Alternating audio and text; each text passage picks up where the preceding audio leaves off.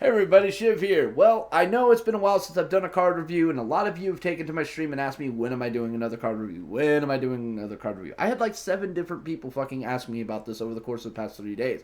And I kept saying, oh, yeah, I'll get to it. Well, I'm not drunk today. I'm still depressed that Donald Trump won. So, fuck it, let's go ahead and do this. Now, I'd like to thank the people at Hearthstone for putting up all these cards. Normally, I would have actually gone and grabbed every single one of these images and then loaded it up into my OBS, but that would have taken me about an hour and a half to do all this set up correctly, get everything nice and centered, and you know what? I'm tired, so let's just do this quick and dirty, like I did your mom. Okay, first thing we're going to talk about is the Forgotten King. Now, I'm not saying the first part of his name because I know I'm going to mess it up, and one of the ways it sounds almost like a derogatory term that's used as kind of like a racial slur, and I don't really feel comfortable with even attempting that. I know it's probably not that, but I don't want to go down that road. Alright? That's just me.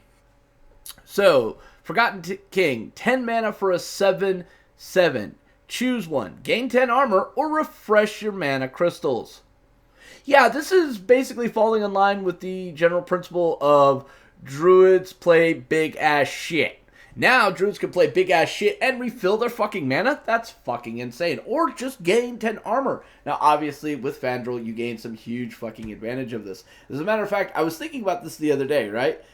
Alright, so you Astral Communion, right? And then you go right into, say, a Nourish, and you pull out some cards, then you get your next card on your draw. You end up playing Fandral, Innervate, throw this down, instantly gain back your 10 mana, and you get 10 armor, and you can hero power, let's go to 11 armor. That is a massive turn right there, guys. That is a massive turn. Probably never going to happen, but this is kind of a cool scenario that I like to think about. But the more likely scenario that you're going to see on this is the Forgotten King is going to be held kind of in reserve in a person's hand until after a board clear happens. Now, we all know that Paladins can board clear. We know Warlocks can board clear. We know pretty much a lot of classes can board clear these days to some degree or another. Hell, freaking Priest is getting back board clears. This is really scary. So this is a card I definitely see as a reactionary play to a board clear. All your board just got cleared. You need to rebuild that board and present a serious enough threat. Well, what's more threatening than a 7/7 that allows you to play something else big? As a matter of fact, you could go the Forgotten King into a Ragnaros into a hero power. Okay? That's how powerful this card is.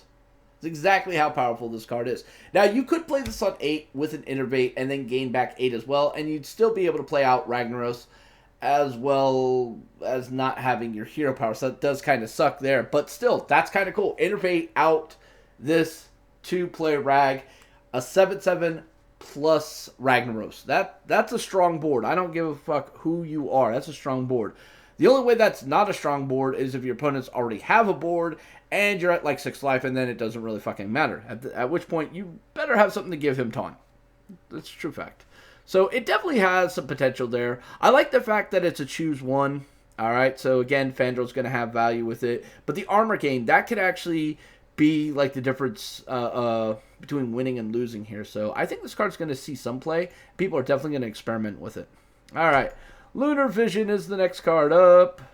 Alright, so yeah, pardon me. Some odd reason, Hearthstone is acting a little wonky here. There we go. Alright, so Lunar Vision, 5 mana for a draw 2 cards. But minions drawn cost 2 less. So is this better than Nourish, worse than Nourish? In current decks, this is fucking trash tier in comparison to Nourish. However, this does have value. Alright, if you're playing a more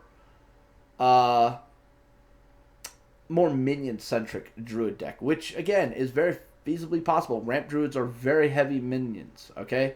If you're playing a more minion-centric deck, then boom, this actually gains some value. Now, if you pull 2 minions with this, you're getting a 4 mana reduction because of that. So, let's do the math here, alright?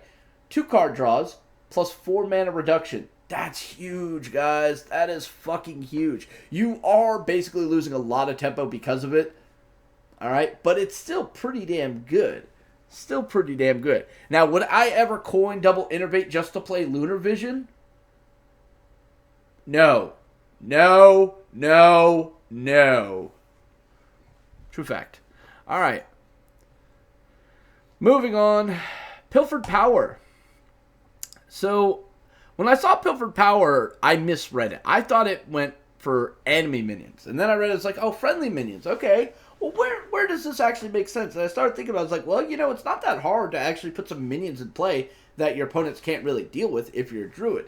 Druid of the Saber is actually really good for this, alright? And if you want to wait till 4 mana, you have your 2 Druid of the Sabers in play, you play Living Roots, all of a sudden you play this card. Okay, so let's do the math here. You just gained 4 mana crystals more, which means your next turn, you have 9 mana available. That is a huge fucking swing. Yeah, you kind of had to wait till 4 and let your opponents, you know, do this, that, and the other, but you're a druid. You're pretty much fucking used to that shit, right? I mean, your general line of play would have been Druid of the Saber, Druid of the Saber, Hero Power on 3, and then play this out, and all of a sudden, and once that's done, then your Druid of the Sabers can be used to trade out in value-wise. But now you're going into 9 mana on your turn 5. That's pretty damn big, guys. That's pretty damn big. Mind you, I've tried to come up with other scenarios where this could be overly good, but outside of getting this in the early game, not really. Not really at all. What I think is going to be really interesting is the fact that because of the way the new tri-class cards work and the fact that Druid shares a combination with Rogue and Shaman, this could be really scary, alright? Shaman getting access to Pilfered Power all of a sudden makes those totems into ramp. That scared the shit out of me. Oh, okay, so I ramp up. Have a nice day. Shaman's ramping could be really, really scary, guys. So, I honestly feel like this is a card that was designed literally to open up possibilities and options within other classes because of how the tri-classes are going to work. But it still is kind of useful in Druid, but you need that Magical Fairy, Christmas Land, you know, trifecta for it to actually be overly good. So, moving on, we're going to go to Lotus Agent. Now, we just talked about how there was the tri-class thing, and Lotus Agent is the first one we're going to talk about for this. 5 mana for a 5/3, Battlecry, discover a Druid, Rogue, or Shaman card. This, again, is quite huge. Do you really want Rogues having access to Innervate? Or, on the flip side, do you really want any other class having access to a free coin?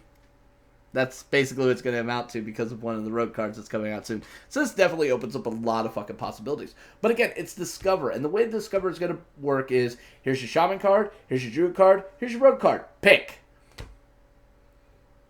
That's it. Alright?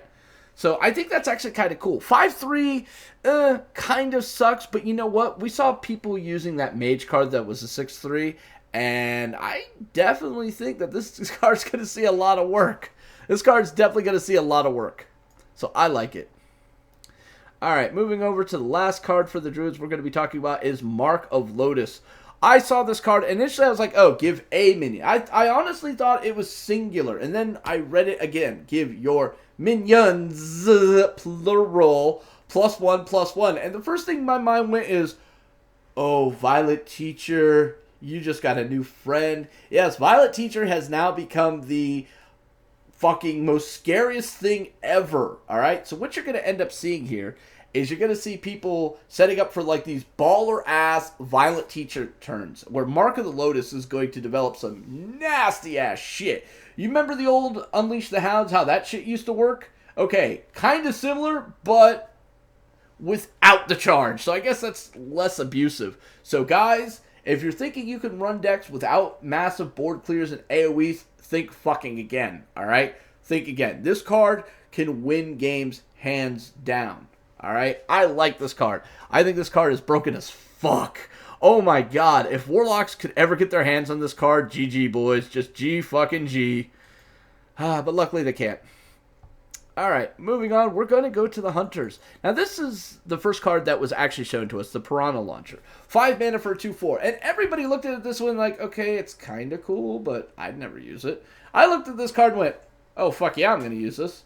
And like everybody who was in the Skype group with me when I said that, they're like, Are you on crack? No, seriously, are you? No, I'm not on crack. Have you been drinking? Yeah, but that's besides the point. It's like, how much? Not enough. No, look, I can explain why I would use this. And it's like, oh, please do. What's the biggest problem with Kill Command? Having to have a beast in play. What does this do? Puts a beast in when you attack with it. Alright, so you play this on 5. Boom. Go attack. Boom, that's 2 damage. Now, most likely they're going to deal with your little fucking piranha because as everybody knows, no way in fucking hell you ever let a hunter keep a fucking beast in play. It works with Houndmaster. It works with Kill Commands. Those are 2 things that nobody likes. Okay? Nobody likes it. So they get really, really anal retentive in destroying your beast as quickly as possible. Well, now you basically have a beast on command. Think about that. And it's free. It's free after you have this equipped. So, as I was saying, put this out on 5. Alright? You attack with it. Boom. That's 2 damage done. Here you are on turn 6. You attack again. Boom. That's 4 damage. You now drop in your 2 kill commands. Congratulations, ladies and gentlemen. You just dealt 14 damage over 2 turns. That is almost half your opponent's fucking life. We're hunters. This is what we do. We wreck shit. Now we no longer have to worry about trying to fit everything in this nice little neat package, you know, to where we can do this, that, and the other. Now we can just do these bursts a little bit more consistently, and this is definitely a tool that'll help that. However, there's a slight problem with this thought process. Having to get the 2 kill commands in your hand and be able to kind of do what you gotta do in order to get there. Yeah, that's gonna be a problem considering hunters generally have some of the shittiest fucking card cycling mechanics in this fucking game. For a very specific reason, because anything with a hero power like what hunters have, plus card cycle equals out to get wrecked. We learned this the hard way. Alright. Moving on to the next card, we've got the Dispatch Kodo. Now, this card was just revealed today, and immediately everybody started going, oh look, it's pre-nerfed fucking Keeper of the Grove. 4 mana for a 2/4 beast. Beast. Battlecry, deal damage equal to your minion's attack. Alright, cool. This is actually really fucking cool. Now, there's a lot of cards that are going to be coming out in MSG that are going to buff cards in hand. Buff random beasts in hand. So the likelihood that this is actually going to be higher than, say, 2. You might even be a 3 or 4 or in some cases even a 5. Okay, it definitely could be a 5. So here's where shit gets really fun, right? So you get this thing buffed up, right? And you're waiting till you get to turn 7. All right, so congratulations. Let's say you got this to a 5/7. All right, that would be a fair assessment here because of the way things work. You get this to a 5/7, and on turn 7, you top deck Bronze Spear. Congratulations, ladies and gentlemen. You just did a Pyroblast to your opponent's face. Just saying, this is Hunter. It's how we roll. We always think about how much we can do to your face, because fuck tempo, fuck board. We go face. Smork life. So, yeah, this definitely has some huge potential, and this is probably going to be a must-have 2-of in deck for some of the construction that's going to be coming out. Now, speaking of other cards that look really, really cool and could add some great possibilities to Hunter, we've got the Grimestreet Informant, a 2-mana, 1/1 Battlecry, discover a Hunter, Paladin, or Warrior card. Okay, so I looked at this, and instantly I thought, I was like, wow, think of all the weapons I get my access to. And look at that. Hunter can get heals and armor now? Hunter can get card draw? Hunter can get... Shit! Fucking Rexar is basically, heart eye all over the place here, man. He's looking like a goddamn anime girl who's in love, right? It's just... Rexar's just having a fucking field day right now. But then I started thinking about it from other perspectives. Like, alright, how well would this do in Warrior? On the surface, you'd probably say bad because, where does it really fit for Warrior? I mean, they don't generally have a 2-drop outside of their Armor Smith that they would normally play on 2, to be perfectly honest with you. But it does offer some unique tools from outside of its class, and that could be really, really powerful. Imagine if a Warrior had access to Equality. Oh, shit. Equality, Ravaging Ghoul, holla! And you get to keep the fucking Ravaging Ghoul. Hell yeah, I'm going to do that all day long. So it definitely has some really great possibilities there, and I like this card quite a bit. Also, Flare. Oh, you're up against a secret class. You pull a Flare. How fucking great do you feel? You get a card draw, you pop stealth, and you destroyed all their secrets? Shit, we're going to Sizzler. That's all you got to think right there. It's like, fuck, great, it's awesome.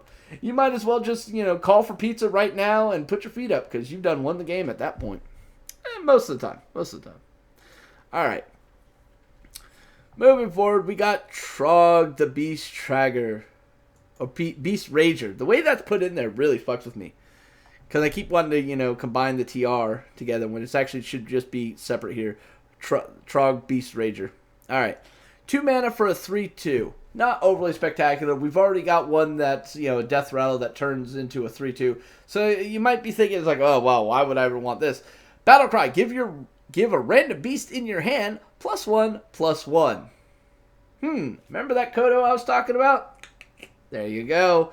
So if you're going to play around with the Kodo mechanics and stuff like that, this is definitely a tool. We could actually see a scenario where people are going to use the Beast Rager and all these other things and use that Kodo as basically kind of like a I win condition, OTK type deal for hunters.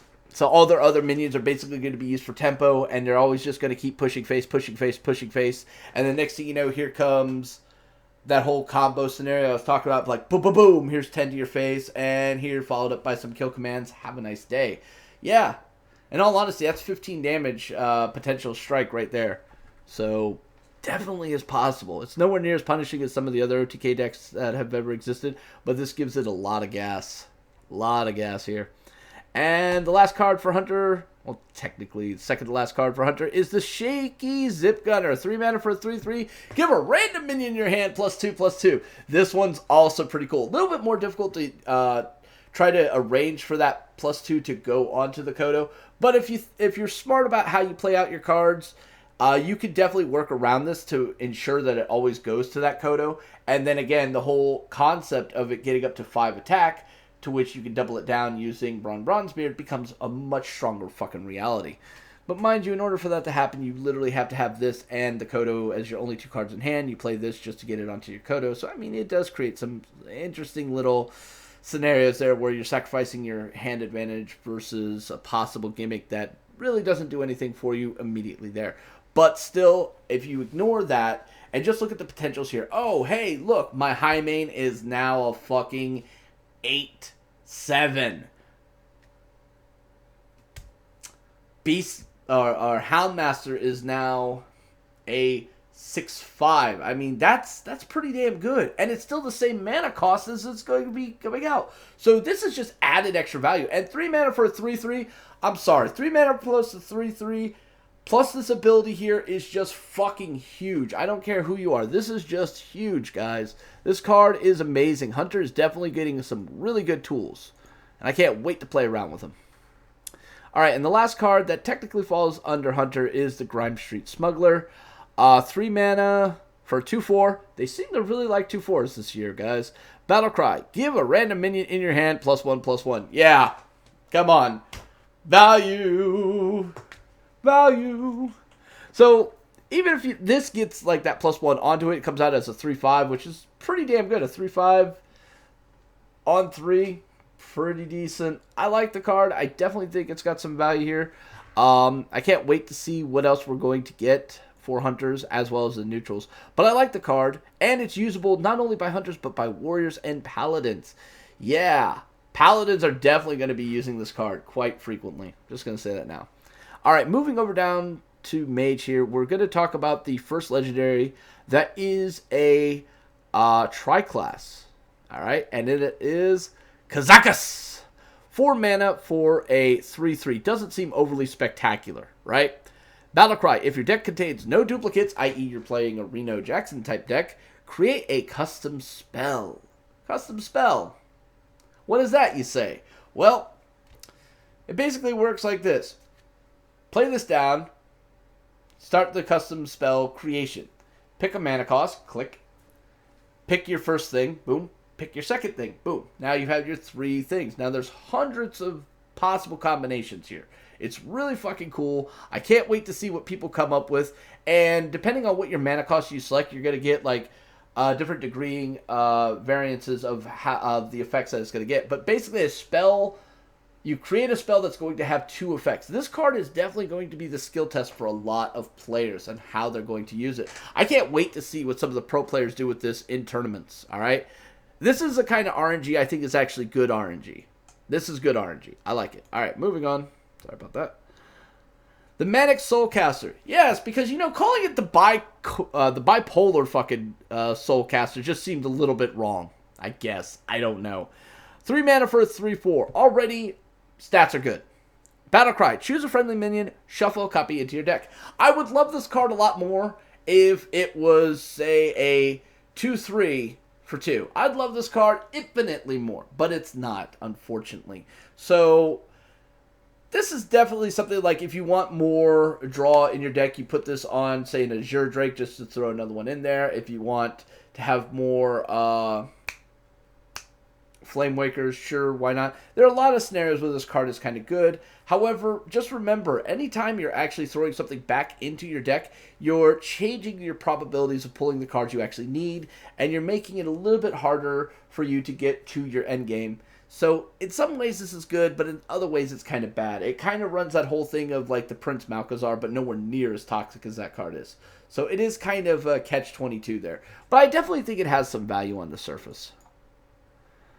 Alright. And the last card we're going to be talking about for Mage is going to be the Cabal Courier. This is another tri-class card, and it's Mage, Priest, and Warlock. Same with Kazakus. Alright. So, 3 mana for a 2/2. Pretty crap. But Battlecry, discover a Mage, Priest, or Warlock card. Pretty damn good.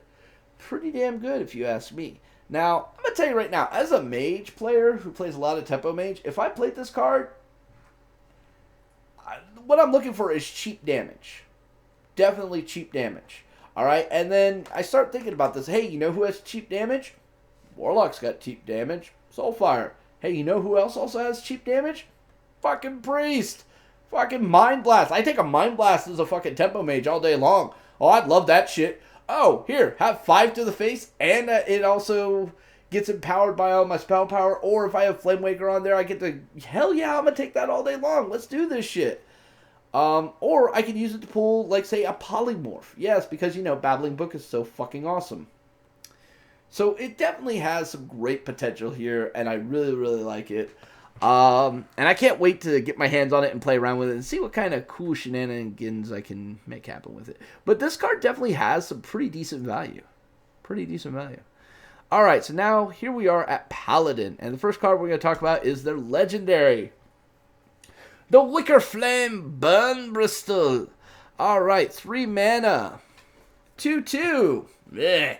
Divine Shield. Okay. Taunt. Holy shit, this is getting a lot better.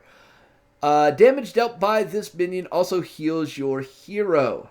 Okay. It has Divine Shield and it has Taunt. So if you already have control of the board, or you can remove your opponent's side of the board and then you play this as the end game, it's going to be a little bit difficult to deal with this. I mean, they're going to have to invest at least 3 damage into it. And now here's the other fun thing. You can play all the really cool shit that nobody ever plays in Paladin to get some extra value out of this. Blessing of Might says, hey, have a 5 health restoration here. Seal of Champion says here, have 4 health restoration. Oh, and by the way, enjoy the Divine Shield in case you lost yours. So definitely some cool stuff there. And of course, you know, Blessing of Kings exists. Alright, so yeah, this is definitely a really, really cool card. And I guarantee you're going to see people playing around with this quite a bit. And remember when I was saying that there's a lot of buffing stuff in your hand? This is definitely a card that benefits from that greatly. Holy shit. Matter of fact, let's get to some of those other cards. That's going to be a little bit down the road. But, alright, so here we go. Small Time Recruits. 3 mana. Draw 3 1-cost minions from your deck. Yeah, you know, because there aren't cards that don't really do well on things with 1 attack or 1 health that exist in this game. But hey, this is drawing it from your deck. So you can definitely do some really coolness with this, right? You might actually be wanting to throw some of that stuff back, or if you don't get it, get them all out there. So this kind of makes me think of, hey, this would work in, say, kind of one of those aggro cancer decks. Sure, why not? You would actually want to draw all those to your hand, and then follow it up with something that's going to boost stuff in your hand. Like, this Grimestreet Enforcer here. Maybe. Alright. But first off, let's talk about the Mean Street Marshal. It's a Tuskar with a gun. Alright, 1 mana for 1/2. Death Rattle. If this minion has 2 or more attack, draw a card. Oh my god, it's almost like saying, please, buff me. Buff me. Alright? So yeah, definitely the whole buffing thing is going to work quite nicely. There's lots of ways that can work. I mean, hell, you could even use fucking, what's its name? Sword of Justice for this. It becomes a 2/3 with a Death Rattle of draw a card. Yeah, I'll take that. That's a better loot hoarder. That's definitely a better loot hoarder. A little bit more convoluted, but a better loot hoarder. Alright. Next up, we got the Grimestreet Enforcer. This is a 5 mana 4/4. At the end of your turn, give all minions in your hand +1/+1. Yeah. Yeah, this is really cool. Now, if Paladins had a way of, like, stealthing this guy to some degree. Oh, wait, no. They have Divine Shield. They don't need stealth. They have Divine Shield. This guy could definitely win more most of the time. If you've already got an established board, you're following through the curve, and you've been able to deny your opponents everything, all of a sudden, this guy creates a massive fucking tempo swings. This is basically, might as well say, have taunt, must kill instantly. There's no way in hell you want this thing to tick more than once. If you let this thing tick more than once, you're opening yourself up to a world of pain. I like this card. I like this card a lot, guys. Alright. Next up, we've got the Grimestreet Informant we already did. So, let's get to the Getaway Koto. Now, when I saw this card, the first thing I went was like, hey, that's actually a pretty cool idea. And then I remembered something. Oh, wait, this is literally hero power. Or this is literally a secret that your hero power fucks you in the ass. And that's exactly what it does. Getaway Koto, 1 mana secret. When a friendly minion dies, return it to your hand. Cool. Alright, so the first thing I thought of was like, hey, you know what I do? I wait till turn 9 before I play a Rag, or play the other Rag, or play Tyrion. That way I can kind of protect it. But then my mind said, yeah, turn 9's a little late to kind of go with that. Hey, you know what? Sylvanas, though, turn 7, that makes a lot of sense because, N'Zoth the Corruptor decks do fucking exist. And what's better than 1 Sylvanas? Well, 2 Sylvanas effects. And because N'Zoth, that's now 3 Sylvanas effects. I kind of like it. I kind of like it a lot. But obviously, anything with Death Rattle is going to get some huge value off it because you're going to get the value off the Death Rattle, plus you get to play it again. But, I mean, you do have to play it out of hand, which does suck. But still, getting that extra value is huge. So, definitely worthwhile. Not to mention, it protects some of your very valuable legendaries. Alright, we already did the Grimestreet Smuggler. Moving on to the Grimestreet Outfitter. Alright, 2 mana for a 1/1 Battlecry. Give all minions in your hand +1/+1. Could you imagine if fucking Hunters had this card? Holy shit. They'd be broken as fuck. They would be broken as fuck, guys. This is definitely a great card. And as I said, the whole buff Paladin, low cost, literally Paladins having a bunch of these low cost minions that are just going to buff the shit out of everything else. I definitely see that as the logical progression for Paladin. I definitely do. So, good times. Alright, so now we're going to move on to Priest. Probably one of the most exciting classes. We already covered Kazaka, so we're not going to go over that bullshit again. But we are going to go over the Dragon Fire Potion. This is probably the one card that everybody is talking about. 6 mana, deal 5 damage to all minions except dragons. Let that sink in for a bit. All minions except dragons. Okay, on the surface, this card is extremely good. Holy shit, extremely good. But Azure Drake is going to be a problem. Twilight Drake is going to be, or Twilight Guardian, Twilight Drake, Twilight Whelp. All those things are going to be somewhat problematic. They are. But it definitely does have some huge fucking potential. This shit's on so many fucking decks out there. It's like, oh, you play N'Zoth. That's cute. Dragonfire Potion. Oh, all you have left is N'Zoth, and your Sylvanas didn't take shit. Fuck you. Just saying. Just saying. So it definitely can reduce the value of N'Zoth plays quite significantly. And, you know, Priest might be the natural counter to N'Zoth decks at this point. So, GG. Alright. Well, wait, they already were the natural counter to N'Zoth decks. What am I thinking? Alright, so Draconid Operative. 5 mana for a 5/6. Battlecry. If you're holding a dragon, discover a card in your opponent's deck. Yes, because playing off the whole thing of, we're Priest. We steal shit. Alright, Thought Steal, Mind Vision. Okay, cool. We've got another version of that. In all honesty, I'd much rather play this than use Thought Steal. Putting down a 5/6 on 5 and basically getting something from my opponents is pretty fucking huge. Alright, that is a huge fucking thing. Like I said, I'd much rather play this over Thought Steal. Hands down. But I definitely think Priest is going to be coming back. And cards like this really give me a lot of hope for it. But some of the other cards that I really, really love, and this one is one of my personal favorites, is the Pint-Sized Potion. Give all enemy minions -3 attacks. Alright, so in one of the previous sets, they came out with a card called Shadow Word Horror. It looks cool as shit, but it's absolutely useless. Shadow Word Horror. The exact wording on it is as follows. Destroy all minions with 2 or less attack. So, by using Pint-Sized Potion, you now can basically take anything with 5 attack or lower and erase it off the board. It's a 2-card combo. It costs you exactly 5 mana, but you can wipe out the board. So, where this gets some really good value is pretty much against Shaman in general. Actually, that card should be like a tech choice already because Shamans exist, but it's not. Now throw in Pint-Sized Potion, you just took a massive shit over fucking Shaman. Hands down. Hands down. It's awesome. Alright, next one up, we've got the Cabal Talon Priest. 3 mana for a 3/4 Battlecry, give a friendly minion +3 health. Wow, it's almost like the Dark Cultist, but better. That's because it is better than Dark Cultist. The Dark Cultist you could play around. This is a Battlecry. You can't really play around that. And because it's a Battlecry, Bronzebeard. All of a sudden, hey, look, you now have 6 health. It's a little bit more convoluted. It ends up costing you 6 mana to do that.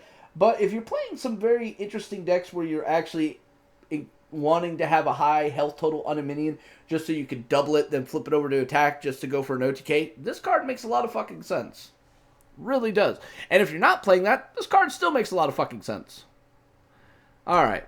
Potion of Madness. Alright, 1 mana, gain control of an enemy minion with 2 or less attack until end of turn. Hey, that kind of sounds like Shadow Madness, but a little bit weaker. It is Shadow Madness, but a little bit weaker. Well, why is Shadow Madness so expensive? Because it can deal with 3 attack minions, which there are way more of.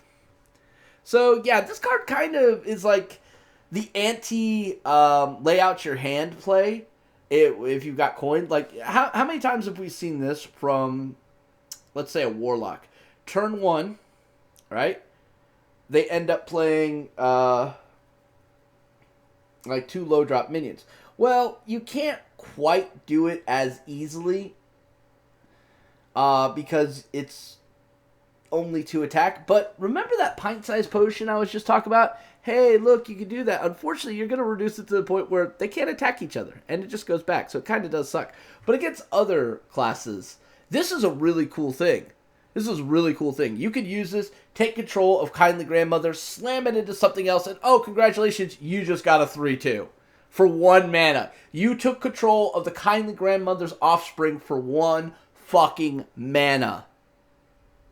Give yourself a pat on the back. That's fucking amazing right there. 1 mana, take control of half of a 2 mana. I'll do that. That makes perfect fucking balance sense to me. All right, next up we've got Rogue. We're going to talk about their legendary Shaku the Collector. 3 mana for 2/3 stealth. Whenever this attacks, add a random card to your hand. So you're pretty much going to add a random class or opponent class card to your hand at least once off this. Is that overly good? Kind of, sort of. It does fit into the theme that they've been putting in there with like Swashbuckler and Undercity Huckster. So you could literally play a rogue deck that is almost entirely your opponent's deck. It's pretty fucking scary at this point, man. Really scary. But it gives you options of play and allows you to create some more tempo. But once the stealth goes away, this thing might as well just say fucking kill me now. I'm just saying that right now. Might as well say kill me now. It's not overly that good. There's a lot of better 3-drops I'd much rather have in the deck, but it is kind of cool. It is definitely kind of cool. Alright, next up we've got the Lotus Assassin. 5 mana for a 5/5 stealth. Whenever this attacks and kills a minion, gain stealth. Holy shit, can we say fucking tempo value here? Yeah. Alright, I am definitely using this for tempo value. I get this out, boom. I'm going to take out your Azure Drake. Have a nice day. And it goes back into stealth. If you don't have an AoE, I kill you again. So in theory, you could get 10, well actually, you could get 9 attack value out of this quite significantly and quite easily. And I like that. I like that a lot. So this card definitely has a lot of tempo value. And I know like people like Noxious are probably wetting themselves because of it. It's just that good. Lotus Agent we already talked about. Next up we're going to talk about is the Counterfeit Coin. Now guys, this is not something that spawns off anything. This is actually a fucking spell that they put in Rogue. A 0 mana coin. Yes, it is now feasibly possible for rogues to start the game with 2 fucking coins. Fuck you. It's actually possible for them to start the game with 3 fucking coins. Fuck you, Blizzard. Yeah, let's just give, Gadgetzan even more fuel. Fuck you. Just fuck you. That's all I gotta say. This is probably one of the strongest fucking cards that they printed. It might as well say fucking Pot of Greed. God damn it. If I gotta explain Pot of Greed, then you guys need to go back to Yu-Gi-Oh! Alright, so now we're gonna get to Warrior. We haven't gotten anything for the Shaman or Warlock other than the ones we've already talked about. The first one we're gonna talk about is the Alley Armorsmith. 5 mana for a 2/7. It's a taunt.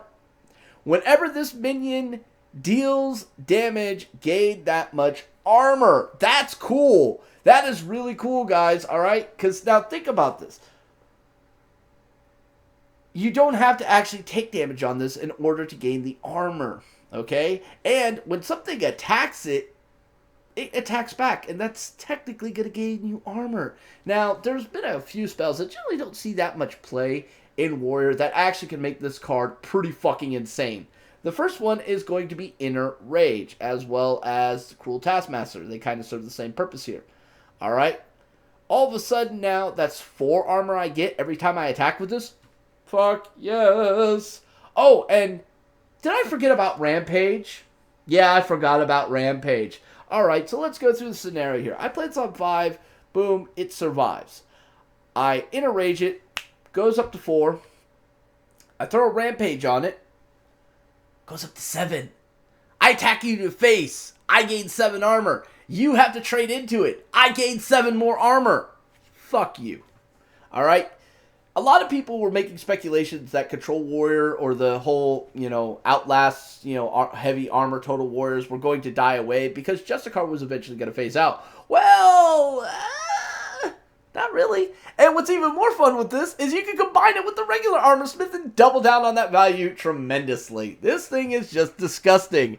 The 5 mana is really kind of that weird crux point that might be somewhat problematic because, 5 mana, a 2/7 is not overly spectacular, but what it represents is actually pretty fucking spectacular. Alright. Next up, we've got the Grimestreet Pawnbroker. 3 mana for a 3/3. Pretty base average. Battlecry, give a random weapon in your hand +1/+1. Oh, Gorehowl hype, 16 damage hype. Throw in some upgrades on that shit. Damn. You're going to get some huge value. Now, obviously, the Arcanite Reaper is going to be the ideal choice you're going to want to do on this because you play this down. Boom, Arcanite Reaper suddenly becomes a 6/3. Right? And then, let's say you play Arcanite Reaper. Bam. Hit that first 6 damage in. You throw in upgrade. Bam. There's 7 damage and then 2 more 7s. Alright? That's pretty much game at that point, guys. So we're definitely going to see this card ending up in those Pirate Warrior decks that everybody loves and despises so much. Alright, next up we've got Stolen Goods. Here we go. Stolen Goods. Give a random taunt minion in your hand +3/+3. Remember that first card we talked about, the Alley Armorsmith? Does that say taunt? Yes, it does, ladies and gentlemen. Yes, it does. So if this is the only taunt you have in your hand, congratulations, it now becomes a 5/10. You literally get a fucking Ancient of War that gives you armor on 5. That is awesome. And you could play it as long as this is in your hand. Alright? So if you're playing anything like Questing Adventure or thing of that nature, this could actually play that quite nicely. So we might definitely see this getting some use quite a bit, especially if I see Control Warrior going the way it's going to go. This thing is fucking OP as shit. Now, the one inherent downside of this is it's, the 5 mana Armorsmith, is that if it's going into turn 6 for certain classes, it might get siphoned sold, and you get absolutely no armor value out of it. They might play Sylvanas and take it from you. And, so, I mean, that is the inherent downside of this. But it definitely has some cool potential. It definitely has some cool potential, and I can't wait to play with it. But I think Stolen Goods is an amazing fucking card. Hands down, amazing card. Now, the next warrior card we're going to talk about is I Know a Guy. 1 mana, discover a taunt minion. No, seriously, did warriors ever have anything that they played on turn 1 that wasn't Coin Fiery Warax? N'Zoth's First Mate, that's it? Yeah, okay. Hey, congratulations, warrior. You now have something to do on turn 1! Sir Finley doesn't count. Sir Finley doesn't count, guys. No. But this is actually a cool card. It's kind of pushing this whole, warriors, please play more taunt. We want you to play more taunt. We gave you tools to make taunt work. I tried this, guys. No, it doesn't work. But it might work a little bit better now with some of these new tools that are coming out. So we'll have to wait and see. We'll definitely have to wait and see. But I like this card quite nicely. All right, now we're going to get to the wonderful world known as the neutral minions. And the first one we get to talk about is arguably one of my favorite cards. The Finja, the Flying Star. It's a Murloc, it's a ninja. Stealth, whenever this attacks and kills a minion, summon 2 Murlocs from your deck. Alright. So, what I like about this, that it's stealth. What I also like about this is you have the potential of easily buffing this guy up to some pretty decent stats, right? To where, yeah, you can kind of ensure that it's going to kill something quite easily.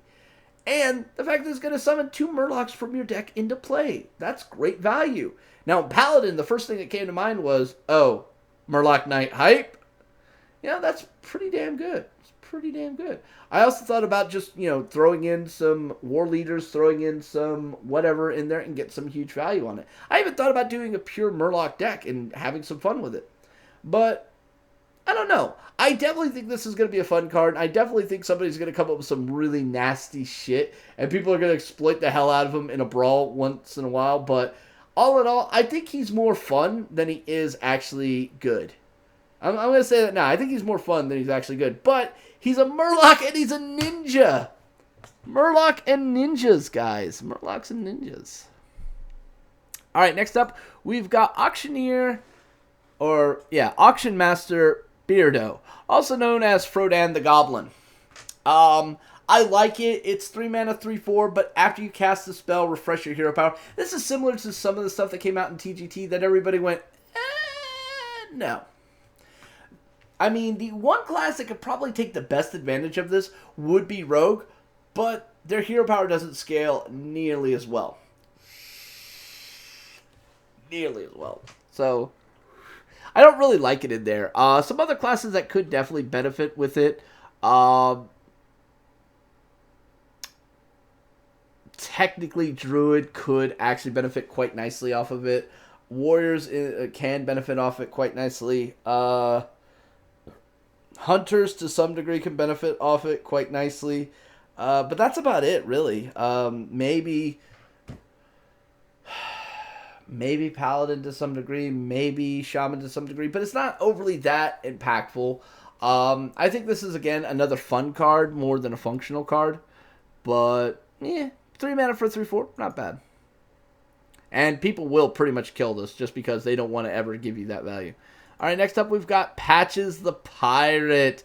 1 mana for a 1/1 charge. After you play a pirate, summon this minion from your deck. Okay, I'm going to tell you right now, you're going to see this in Pirate Warrior. Why? Because I played N'Zoth's first mate. Ka-ching, gain the little weapon, gain a 1/1 on the board, and gain a 1/1 that's basically going to your face. This is like on-demand Stone Tusk Boar with the very little bit of a condition to play here, okay? Very little.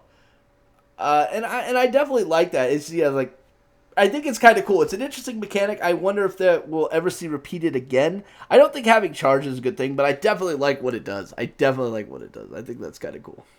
All right. Next up, we've got the Wind-Up Burglebot. 6 mana for a 5/5. Whenever this attacks a minion and survives, draw a card. Not nearly as good, but I definitely play this in Arena. I definitely would play this in Arena.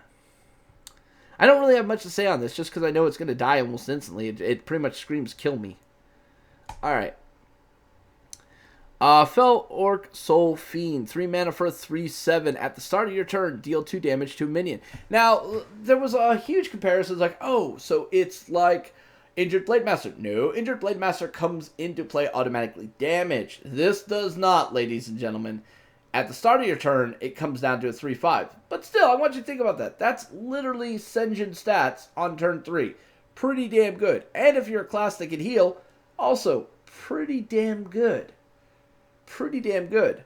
And that's kind of cool too. Now here's another cool scenario I thought of. You could put this in Warrior, right? So you put this in Warrior, all right? And you play it with, say, oh, what's it called? Armor Smith? Oh, you took 2 damage here. Have some armor. See what I'm saying? This literally could feed off of Armor Smith quite nicely. And I think that's kind of cool. I think that is very, very cool. It also works pretty nicely with Frothing Berserker as well, ladies and gentlemen. All right, next up we've got You Dirty Rat. All right, 2 mana for a 2/6 Taunt Battlecry. Your opponent summons a random minion from their hand. This is the card that literally will either fuck you in the ass or just make your opponent go, I hate you. I tried thinking very hard of how this could have value. Maybe if you're playing in a weapon class and you already have a weapon equipped, you play this. For the possibility of being able to deal with the minion, sure, cool, why not? But the one place that I honestly thought this working in was a mill deck, right? Literally a mill deck, you know? Just kind of like pull everything out as soon as possible, boom, do that. But again, it really didn't work out overly that well. So I don't know. I think this could be good, but not very. So I don't know. It could be good. It's not. It really isn't. There's no could be about it. It's pretty fucking bad. All right. Next up, we've got the Second Rate Bruiser. 5 mana for a 4/5. Taunt costs 2 less if your opponent has at least 3 minions.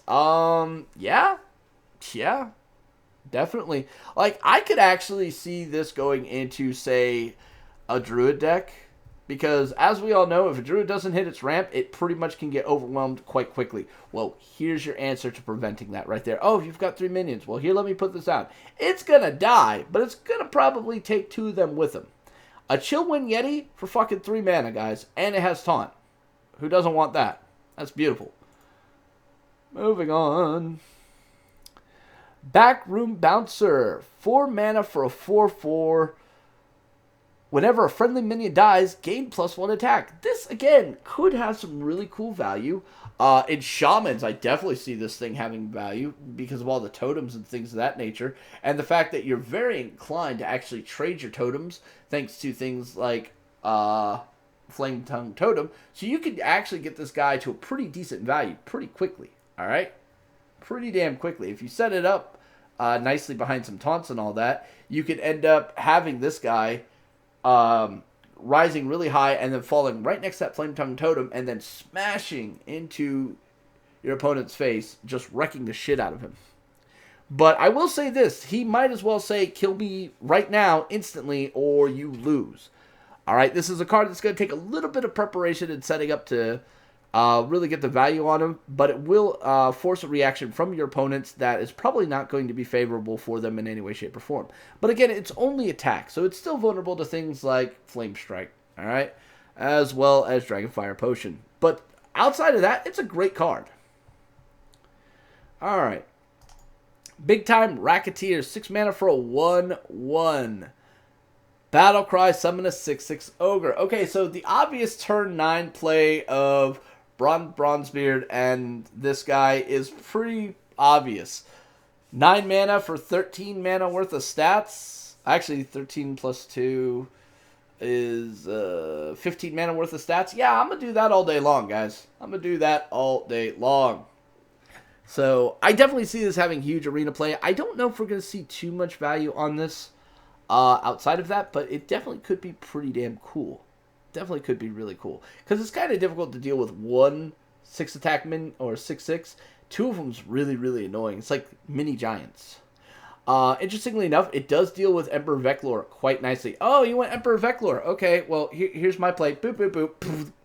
I have things that kills your taunt wall. So have a nice day. Okay. Next up, we got the Grokfu Master. 5 mana for a 3/5. Has Wind Fury. So this is kind of like, might as well just say has taunt, because there's no way in hell anybody's ever going to let you have this on the board for any length of time. They will spend a spell on it. They will trade into it to get rid of it. Because if this actually is on the board and they don't do anything about it, and you're one of several classes that can actually buff the shit out of this, have a nice fucking day. And remember, there are a lot of cards that exist, that will be existing, that can buff shit that's in your hand. So this being a 3/5 doesn't mean it's going to stay at 3/5. It could become a 4/5 quite easily. It could become a actually, it could be a 4/6, 5/7, and so on and so on and so on quite easily. And at that point, because of that Wind Fury, it becomes really fucking scary. Really scary. You can put this damn thing in Druid, and then, you know, if it survives, throw 4 attack on top of that shit with 1 spell, and congratulations, you just did 14 damage. It's scary. It's a scary card. It's not overly that good, but it has the potential of being really good because of some of the mechanics that are coming out. Alright, next up we've got is the Worgen Greaser. It is a 4 mana 6/3, pretty fucking vanilla. It is actually pretty damn fucking vanilla. The art's cool as shit, but it's pretty fucking vanilla. I think the big takeaway off this is actually a pretty impactful minion that Warriors are going to get off that Ironforge portal.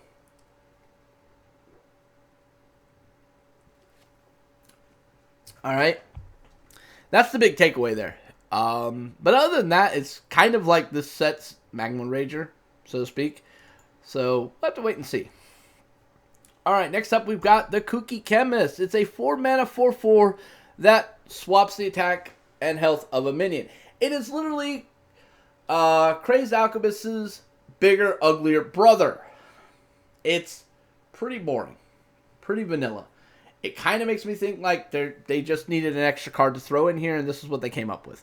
There is kind of a historical precedence for this, you know, Ironbeak Owl and Spellbreaker, so yeah. Alright, Hired Guns, 3 mana for a 4/3, it's a taunt. It is the inverse of Fierce Monkey. I'm still going to play with it. I'm not going to lie, I'm still going to play with it. Alright, next up we've got the Friendly Bartender. I think a lot of people undervalued this card. 2 mana for 2/3. At the end of your turn, restore 1 health to your hero. Yeah, I'm going to play this shit on 2. I'm going to play this shit on 2 all day long, because it might as well say also has taunt. Alright? Might as well say that. I would play this in Warlock, in a zoo deck, just to keep things going, so I'd always be able to cycle without having to burn myself too much. And because of its low cost, sure, why not? And it keeps going. It keeps going. You get 2 of these down, 2 back every turn. Yeah, it makes sense. I would play it. I would definitely play it. Alright, moving forward. We've got the Blowkill Sniper. It is a 2 mana Battlecry, deal 1 damage. It is a slightly upgraded version of the Elven Archer, but it's a Murloc! And who doesn't love Murlocs? Come on. Come on. I like the card, and this kind of makes me think, hey, maybe we could do some new Murloc stuff, but we'll have to wait and see. And last but not least is the Mistress of Mixtures. 1 mana for a 2/2. Automatically, that's pretty fucking insane. Death Rattle, restore 4 health to both players. Okay, so if you're playing a control deck, congratulations, here's your new Zombie Chow. Alright, this is definitely your new Zombie Chow. You play this out there to basically tempo out anything that they're going to possibly play. Now, there are certain minions that are going to be able to get around this. Most notably will be the Tunnel Trog and the Mana Worm. Alright, they'll definitely be able to play around it quite nicely. But if the Mistress of Mixtures trades into them, it still basically equates out. But yeah, it does kind of protect the player quite nicely, because it's not like how the original Zombie Chow was, where it only healed the opponent. This is healing both players. So this card, in some ways, is actually better than Zombie Chow. The only difference is it doesn't have that extra health. Yet, ladies and gentlemen. You know, a lot of people might say, it's like, oh, I really wish this had, you know, this stat or that stat. Well, here's the thing. The way these sets are laying out, it's looking like every set can have it. Every set. I mean, in Druid, for fuck's sake, you could play this out and spend 1 mana and turn it into a 3/3 that's going to heal back. All right, so if you didn't hit your ramp, you got options, guys. You got options. So that is the entirety of the set as it is as of today, the 10th of November. All in all, I'm seeing some really cool possibilities. I'm seeing some really nice trends here. I definitely see token being one of the stronger trends moving forward. I've said that in a few other expansions, and it didn't really take off near as well, but this one really makes me think it is. I mean, looking back, yeah, it only made sense that it really didn't go that far, but there's just so much stuff that's benefiting here, like Mark of the Lotus screams it. My God. But so far, the set's actually pretty goddamn good, guys. So that's all for the video. This is almost an hour-long video. I apologize for the length of this.